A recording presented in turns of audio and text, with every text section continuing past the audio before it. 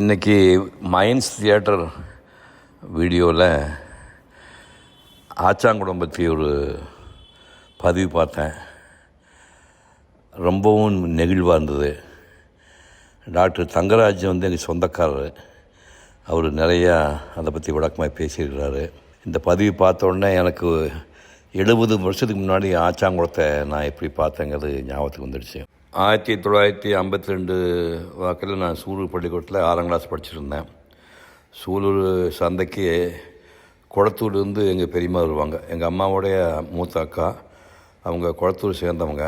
அவங்க சந்தைக்கு வந்துட்டு வெள்ளிக்கிழமை சாயங்காலம் சாமான்லாம் வாங்கிட்டு குளத்தூர் கிளம்பி போவாங்க. நான் ஸ்கூல்லேருந்து நேராக போய் பெரியம்மா கூட சேர்ந்துட்டு அவன் பின்கோசுவத்தை பிடிச்சி தொங்கிட்டே போவேன். சூலூர் குளம் தாண்டி நொய்யலாறு தாண்டினோடனே இடது பக்கம் ராவத்தூர் போகிற ரோடு வரும்.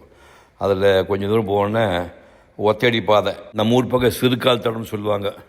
கரும்பு காட்டுக்குள்ளே வயக்காட்டுக்குள்ளே அப்படியே பூந்து நேராக போனால் ஒரு கிலோமீட்டர் தூரத்தில் கருப்பு அவரையை தலைகீழ நட்டி வச்ச மாதிரி, அதாவது 3 கண்ணு பாலம், ரயில்வே பாலம் தெரியும். அப்படியே அந்த பாலத்துக்கிட்ட போய் பாலத்துக்குள்ளே எப்படி ஒரு 30 அடி நீளம் பாலம் உள்பக்கம் அகலம் இருக்கும். உள்ளே போனோடனே ராமா அப்படின்னா ராமா ராமா ராமா அப்படின்னு சத்தம் வரும். உடனே பயந்து போய் வெளியே ஒடியாந்துட்டு எங்கள் பெரியம்மாட்ட, என்ன பெரியம்மா யாரோ கூப்பிட்ற மாதிரி இருக்குது அப்படின்னா, ஒன்றும் இல்லைக்கண்ணே, பாலம் கட்டினா பாலம் பொத்துன்னு விழுந்துகிட்டே இருந்துச்சாமா. என்னடா பண்ணுறதுன்னு ஓஞ்சோட்டு பசங்க 10 பேர் தலையை வெட்டி காவு கொடுத்து பட்டமாக அந்த பாத்திரம் பதிச்சு அதுக்கப்புறம் கட்டி முடிச்சாங்களாமா. அதனால் நீ உள்ளே போகும்போது நீ ராமானா ராமான்னு பசங்க கூப்பிடுவாங்க சொன்னாங்களா. இது ஒரு எக்கோங்கிற விஷயத்தை நான் பின்னாடி தான் தெரிஞ்சுக்கிட்டேன். அப்புறம் அந்த ரயில்வே பாலத்து மேலே அந்த முத்துக்கொடம்பூர் கோயம்புத்தூர் போகிற ரயில்வே தண்டவாளம் இருக்குது. அந்த தண்டவாளத்தில் பழைய காலத்து காசு, அதை செப்பு காசு இருக்கும், காரணா காசு. அந்த காசை வச்சு ரயில் போனதுக்கப்புறம் போய் பார்த்தா அந்த காசு அந்த ரயில்வே சக்கரத்தில் மாட்டி சப்படைஞ்சு போயிருக்கு. இதெல்லாம் பார்த்துட்டு அங்கேருந்து 1 கிலோமீட்டர் தூரத்தில் ஒரு கருப்பாக ஒரு மேடு தெரியும், களிமண் மேடு தெரியும். அந்த மேட்டு கீழே அரச மரம், வேப்ப மரம், நிறையா மரமெல்லாம் இருக்கும். அந்த மரத்துக்கு கீழே ஒரு ஆசிரமம் இருக்கும். அந்த ஆசிரமத்தில் ஒரு சாமியார் கப்பினி கவுடர்னு பேர். அவர் இயற்கை வைத்தியர். சக்கச்சவேன்னு இருப்பார். 50 வயசு இருக்கேன். வெறுமையிலோட தான் இருப்பார். கீழே மட்டும் வேட்டி அடிப்பார், குடிமி வச்சுருப்பார். யார்கிட்டும் பெருசாக பேச மாட்டார். என்ன வியாதின்னு கேட்டு இயற்கை வைத்தியம் பண்ணுவார்.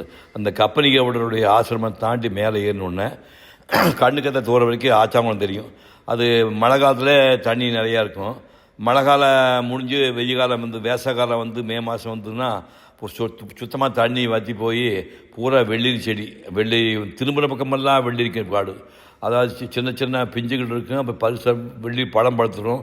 பழம் பழுத்து செக்கச்சவேன்னு ஆகி சாப்பிடுங்கன்னு கெஞ்சும். அந்த பழமெல்லாம் நான் சாப்பிட்டு அங்கேருந்து 1 கிலோமீட்டர் போனால் குளத்தூர் வரும். குளத்தூரில் எங்கள் பெரியம்மா வீடு இருக்குது. அங்கே வரிசையாக குட்டியாக கல்லுகளில் நீல கலரு, பச்சை கலரு, மஞ்சள் கலரு நூலுகளாக அந்த புடவை நெய்யறதுக்காக அந்த நூலை காயப்பட்டிருப்பாங்க.